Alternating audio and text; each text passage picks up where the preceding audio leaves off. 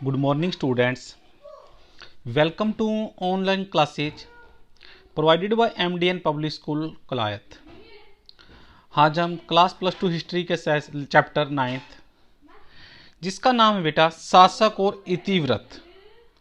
आज हम इस चैप्टर के बारे में पढ़ेंगे क्या है, और आपने सिर्फ यही कल के लिए होमवर्क जो आपने इसको रीड करना है। वेरी इंपॉर्टेंट चैप्टर है मुगल शासक और इतिवृत्त। इतिवृत्त का अर्थ होता है वृत्तांत के बारे में। किसके बारे में? वृत्तांत के बारे में। मुगल दरबार लगभग 16वीं और 17वीं शताब्दी। मुगल दरबार क्या है बेटा? लगभग 16वीं और 17वीं शताब्दी। इस चैप्टर में हम मुगल काल में बाबर के बाद हुमायूं के बाद अकबर, जहांगीर, शाहजहां और औरंगजेब के बारे में भी पढ़ेंगे। फिर इतिवृत्त क्या है, उसकी रचना, उसके उद्देश्य और एक उसकी विषय वस्तु। फिर पढ़ेंगे पांडुलिपि अर्थात हाथ से लिखी हुई।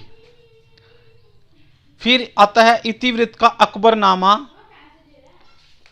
बहुत इंपॉर्टेंट चैप्टर है। मुगलों के शाही दरबारों में जो मुगलों का शाही दरबार है और जो मुगलों की राजधानियां कौन कौन सी हैं।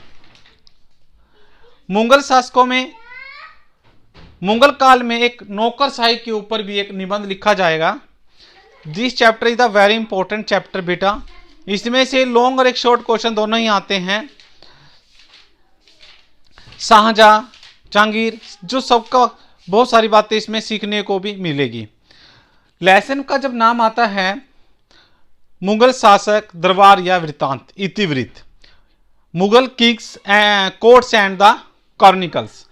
क्रॉनिकल्स का अर्थ होता है काल का कर्म, अर्थात काल कर्म के अनुसार किसके बाद कौन गद्दी पर बैठा, उसके बाद कौन गद्दी पर बैठा, उसके बाद कौन गद्दी पर बैठा, उसके बाद कौन गद्दी पर बैठा। इसके लिए हमारे एमडीएन पब्लिक स्कूल कलायत ने छोटी सी ट्रिक भी डाली थी कुछ एक दिन पहले कि उसकी मृत्यु के बाद कौन बैठा, जिसको याद नहीं होता हो तो। हम पढ़ते हैं इस बार इस लेसन में। एक बार इसको स्टार्ट कर लेते हैं बुक से। आपसे विद्यार्थियों को फिर बता रहे हैं, आपने ये लेसन एक बार अच्छे से रीड करना है। होमवर्क कल का रीड करना ही होगा, ठीक है बेटा? स्टेप बाय स्टेप स्टार्ट करते हैं। मुगल साम्राज्य के शासक स्वयं को एक विशाल और विजातीय जनता प्रशासन के लिए नियुक्त मानते थे, क्योंकि असलियत में राजनीतिक परिस्थितियां इस भव्य दृष्टि को सीमाबद्ध करती थी। फिर भी ऐसी दृष्टि सदैव महत्वपूर्ण रही। इस दृष्टि के प्रचार और प्रसार का एक तरीका राजवंशीय इतिहास लिखना और लिखवाना था। क्या था बेटा? लिखना और लिखवाना। मुगल राजाओं ने दरबारी इतिहासकारों को विवरणों का लेखन का कार्य सौंपा। इन विवरणों में बादशाह के समय की घटनाओं का लेखा जोखा दिया गया है। इसके अतिरिक्त उनके लेखकों ने शासकों को अपने क्षेत्र के शासन में मदद के लिए उपमहाद्वीप के अन्य क्षेत्रों में भी ढेरों जानकारी इकट्ठी की। अंग्रेजी में लिखने वाले आधुनिक इतिहासकार ने मूल पाठ की इस शैली को क्रॉनिकल्स का अर्थ होता है बेटा काल कर्म, हमने लिख दिया काल कर्म, इतिवृत्त इतिहास का नाम दिया गया है। ये इतिवृत्त घटनाओं का अनवरत कालानुक्रमिक विवरण प्रस्तुत करते हैं। मुगलों का इतिहास लिखने के इच्छुक किसी भी विद्वान के लिए इतिवृत्त अपरिहार्य स्रोत है। एक और तो यह इतिवृत्त मुगल साम्राज्य की संस्थाओं के बारे में तथ्यात्मक सूचनाओं का खजाना थे, जिन्हें दरबार में घनिष्ठ रूप से जुड़े व्यक्तियों द्वारा काफी मेहनत से एकत्रित एवं वर्गीकृत किया गया था। दूसरी ओर इन मूल पाठों का उद्देश्य इन आशयों को संप्रेषित करना था, जिन्हें मुगल शासक अपने क्षेत्र में लागू करना चाहते थे। अतः ये इतिवृत्त हमें इस बात की झलक देते हैं कि कैसे शाही विचारधाराएं रची और प्रचारित की जाती थी, और ये अध्याय मुगल साम्राज्य के इस समृद्ध लुभावने का आयाम की कार्य प्रणाली पर प्रकाश डालेगा। बहुत बड़े चैप्टर आ गए हैं। इस मुगल शासक और उनका साम्राज्य मुगल नाम मंगोल से व्युत्पन्न हुआ है। एक नंबर का वेरी शॉर्ट क्वेश्चन, ध्यान से आप अंडरलाइन भी करते रहे क्योंकि मैंने भी ये पूरा लेसन अंडरलाइन कर लिया है। जो मुगल नाम है मंगोल से बना, एक नंबर का।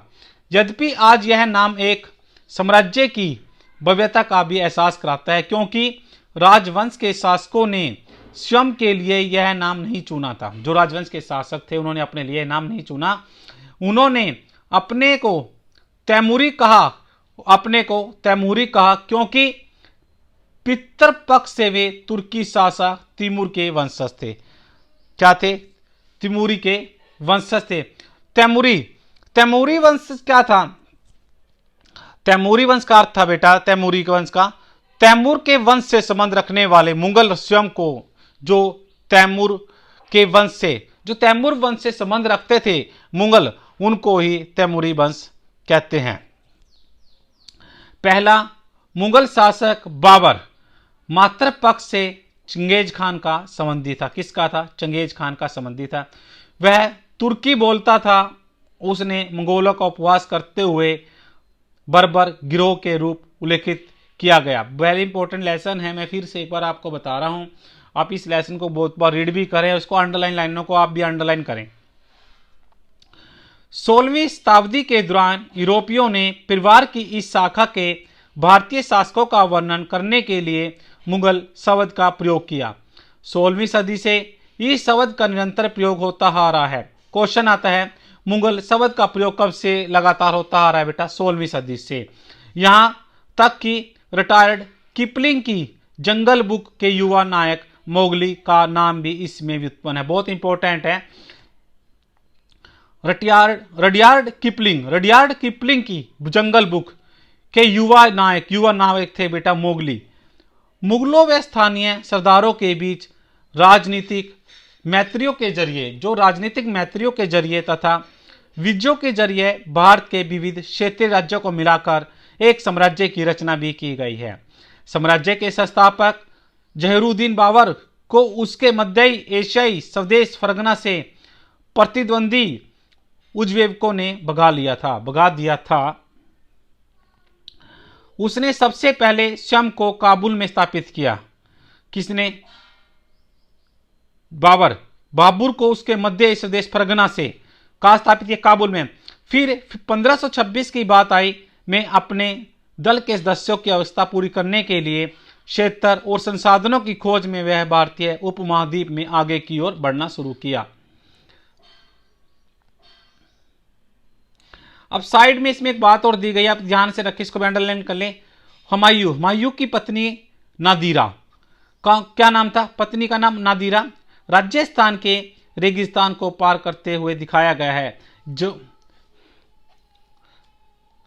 इसके उत्तराधिकारी नसरुद्दीन हुमायूं 1530, 40, 1555 एंड 56 ने साम्राज्य की सीमा में विस्तार किया, किंतु वह अफगान नेता शेर शाह सूर से पराजित हो गया, जिसने उसे ईरान के सफावी शासक के दरबार में निर्वासित होने को बाध्य कर दिया। 1555 में हुमायूं ने सूरों को पराजित तो कर दिया, किंतु एक वर्ष बाद उसकी मृत्यु भी हो गई। कई लोग जलाउद्दीन अकबर 1556 में 1605 को मुगल बादशाह में महानतम मानते थे, क्योंकि उसने न केवल अपने साम्राज्य का विस्तार किया बल्कि इसने इसे अपने समय का विशालतम, दृढ़तम और सबसे समृद्ध राज्य बनाकर भी सुदृढ़ किया। अकबर हिंदू कुश पर्वत तक अपने साम्राज्य की सीमाओं के विस्तार में सफल हुआ। उसने ईरान के सफावियों, तुरान, मध्य एशिया के उज़्बेकों की विस्तारवादी योजनाओं पर लगाम लगाए रखी। अकबर के बाद जहांगीर 1605 से 27, जहांगीर के बाद आए शाहजहां 1628 to 58, उसके बाद आया औरंगजेब 1658 to 1707 के रूप में भिन्न भिन्न व्यक्तित्व वाले 3 बहुत योग्य उत्तराधिकारी हुए। इसके अधीन क्षेत्रीय विस्तार जारी रहा, यद्यपि इसकी गति काफी धीमी रहती है। तीनों शासकों को विविध यत्रों को बनाए रखा और उनको सुदृढ़ भी किया।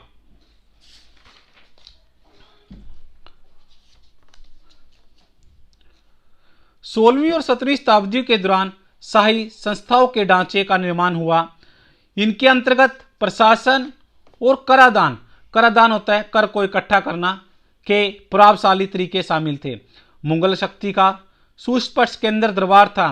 यहाँ राजनीतिक संबंध गढ़े जाते थे, साथ ही श्रेणियां और हैसियत परिभाषित की जाती थी। मुगलों द्वारा शुरू की गई राजनीतिक व्यवस्था सैन्य शक्ति उपमहाद्वीप की भिन्न भिन्न परंपराओं को समयोजित करने की चेतन गति थी। 1707 में औरंगजेब की मृत्यु के बाद राजवंश की शक्ति घट गई। दिल्ली, आगरा और लोहार जैसे भिन्न भिन्न राजधानी नगरों से नियंत्रित एक विशाल साम्राज्य तंत्र की जगह क्षेत्रीय शक्तियों ने अधिक स्वायत्ता अर्जित कर ली। फिर भी सांकेतिक रूप से सही पर मुगल शासक की प्रतिष्ठा ने अपनी आभा नहीं खोई थी। 1857 से आप अच्छी तरह परिचित हो गए। 1857 में क्या हुआ था, जिसको प्रथम स्वतंत्रता संग्राम की संज्ञा भी दी गई थी।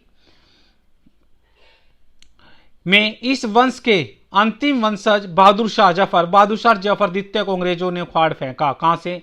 बहादुर शाह जफर द्वितीय कहां पे थे बेटा? दिल्ली में। दिल्ली का सम्राट रहे 1857 में, और उनको वहां से भी उखाड़ फेंका था। मैं सभी विद्यार्थियों से भी बता रहा हूं कि आप इस लेसन को एक अच्छे से रीड भी करें बेटा, वेरी इंपॉर्टेंट लेसन है। Thank you, have a good day.